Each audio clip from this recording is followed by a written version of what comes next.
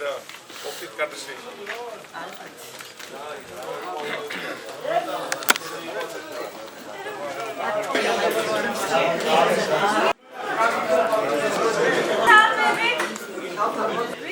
გადის გარკვეულ პროცედურებს საერთო-კრების მონიტორინგობა საერთო-კრების განხორციელების შესახებ ბებურიანის დასახლება შედგა და აგრეთვე ჩვენთვის ინფორმაცია ძალაძე, რომელსაც ყველა ეს ეტაპი პირველ, მაგრამ თუ დღეს 20% იქნება ოქმისა, მას რასაც დღეს უნდა გაყოთ ის და გავიაროთ და ხო წავიდგეთ მუნიციპალიტეტზე. სხვადასხვა ინიციატივები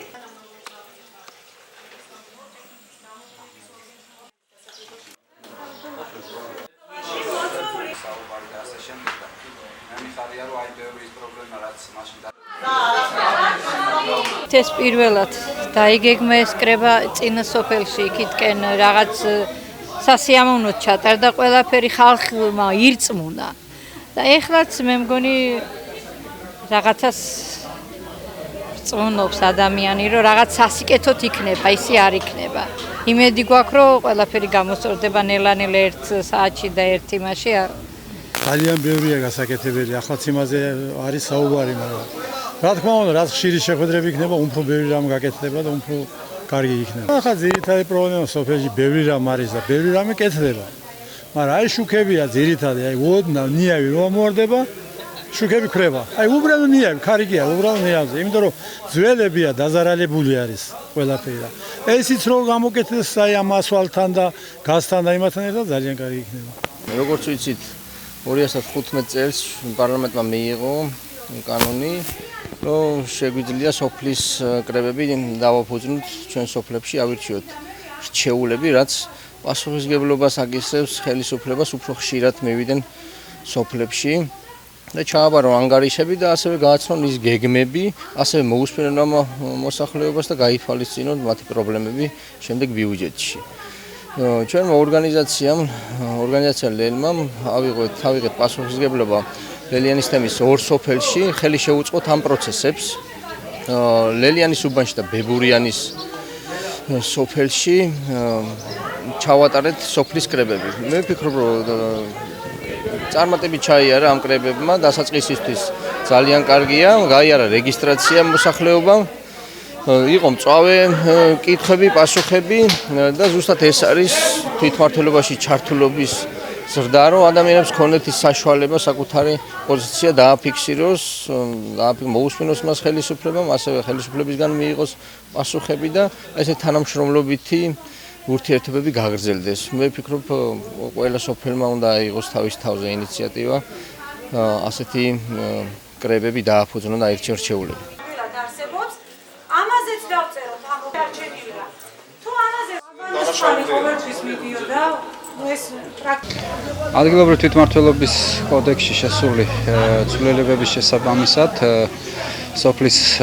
საერთო კრებების ჩატარების შანსი მოგვეცა და ერთ-ერთი შეხვედრა ჩატარდა დღეს ბებურიანის სოფელში, სოფელ ბებურიანში. ეს არის პირველი პრეცედენტი, რამდენადაც მე ვიცი საქართველოში, რომ ეს კანონის ეს მუხლი ამუშავდა და ჩვენ მოგვეცა შესაძლებლობა, რომ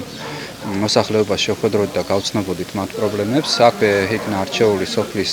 რჩეული წარმომადგენელი, რომელიც კიდევ დამატებითი რგოლი იქნება მუნიციპალიტეტთან ურთიერთობაში. საკმაოდ საინტერესო და შედეგიანი შეხვედრა ჩატარდა. მე ვფიქრობ, ძალიან საინტერესო იყო მოსახლეობისთვის ის ინფორმაცია, რაც ჩვენ მივაწოდეთ და აგრეთვე ძალიან მნიშვნელოვანი იყო ის პრობლემების მოსმენა, რაც მოსახლეობას უშუალოდ აწუხებს და რა თქმა უნდა, მათგან მოსმენილი ეს პრობლემა უფრო სპანაირად არის და სპანაირად არის განსახილველი და განსასჯელი. ძალიან საინტერესო იყო ის, რომ უშუალოდ მოსახლეობა თვითონ გამოსავალსაც გთავაზობს ხშირ შემთხვევაში ამა თუ იმ პრობლემა როგორ შეიძლება მარტივად გადაიჭრას და შესაბამისად აქ ქონა საუბარი ახლა ბებურიანის თემში ჩვენ მთლიანად ვაკეთებთ ცენტრალური გზის მოასფალტებას, იცვლება წყლის სისტემები და კომუნიკაციები, შესაბამისად ამ სოფელში უკვე გაზიც იქნება, წყალიც იქნება, გზაც იქნება დაგებული და ის ძირითადი ინფრასტრუქტურა, რომელიც ყველა სოფელში ირდება, ეს მოწესრიგებული ექნება და აქ უკვე საუბარი წავიდა იმაზე, რომ დენის ცვალებადობა და დენის პრობლემებზეა და შესაბამის სამსახურებთან ჩვენ დავაყენებთ ამ საკითხს, იმიტომ რომ ახლა დენის კომპანია ჩვენ არ გვემთხვევა განმდებარება, მაგრამ გვაქვს ურთიერთობა და შეგვიძლია რეკომენდაცია და წინადადებით მივმართოთ, რომ აქ ახალი ტრანსფორმატორი დადგეს და შესაბამისად გაუმჯობესდეს ელექტრომომარაგება. იყო საუბარი სანიაღვრე არხებზე, აქ არის საკმაოდ ტენიანი ნიადაგი და ჭაობიანი ნიადაგი და საკმაოდ აქტუალური თემაა უკვე არა მარტო ბებურიანში, მთლიან თემში. შესაბამისად ჩვენ ეტაპობრივად ვაკეთებთ ამ სანიაღვრე არხებს და გზის